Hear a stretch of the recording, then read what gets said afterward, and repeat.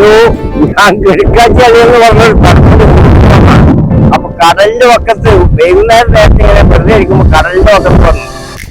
അപ്പോ എനിക്ക് മനസ്സുകൊണ്ട് ഞാൻ പലരും ചിന്തിക്കുമ്പോൾ തോന്നിയ ഒരു കാര്യം പറയാൻ മാത്രം, ഇത്രയും വലിയ ഈ കാണുന്ന അടിച്ചു വരുന്ന ഈ കടല് ഇതേമാതിരി ഒക്കെ ദൈവം തമ്പുരാൻ ഒരൊറ്റ ആളുടെ എന്തെല്ലാം അദ്ദേഹം നോക്കണം. എന്നാ ഇത്രയും വലിയൊരു പ്രപഞ്ച ശക്തിയെ ചില മനുഷ്യര് എല്ലും തോന്നിയായിട്ടിരുന്ന് ധ്യാനം ചെയ്യുന്നുണ്ട് ആ മഹാശക്തി ലഭിക്കാൻ. എങ്ങനെയാണ് ഇതൊക്കെ സാധ്യമാവോ ഒരു മനുഷ്യന്? ഇത്രയും വലിയൊരു ശക്തിയായി എത്ര ധ്യാനം ചെയ്തിട്ടും എത്ര പൗരെടുത്താലും ഇതിന്റെ ഒരു അനുകൂലം വന്ന ആള് ബാക്കിയാവില്ല, തെറിച്ചു പോകും.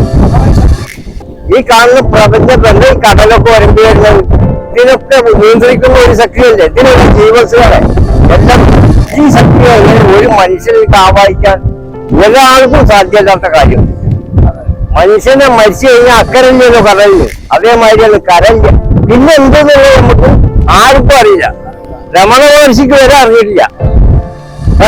ഒരു ജീവിതം മുഴുവൻ അതിനായി ത്യാഗം ചെയ്ത ആളാ.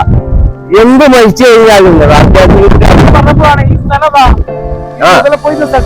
ഈ രണ്ട് പാറയെടുക്കളുടെ ഇടയില് ഒരുപാട് അപകടങ്ങൾ ഉണ്ടായ സ്ഥലം, ഒരുപാട് പേര് മരിച്ച ഒരു വ്യക്തിക്കും ഈ ഇത്രയും വലിയ ഒരു ശക്തിയെ ആവാഹിച്ച് ശരീരത്തിലേക്ക് കൊണ്ടുവരാൻ ഒരു വ്യക്തിക്കും ജീവിതത്തിന് സാധ്യമല്ല.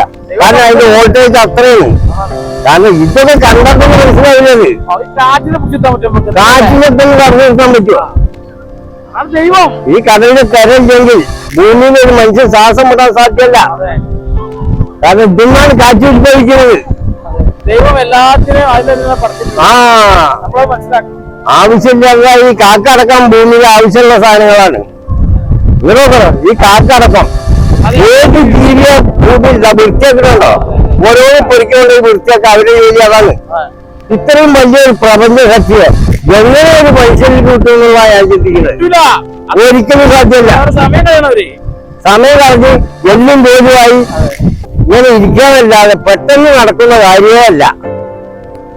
ശക്തിയെ പിടിച്ചിട്ട മനുഷ്യന് പറ്റൂല, സാധ്യമല്ല. അപ്പൊ ഇത്രയൊക്കെ തന്നെ എല്ലാവർക്കും പറയുന്നത്. നന്ദി, നമസ്കാരം.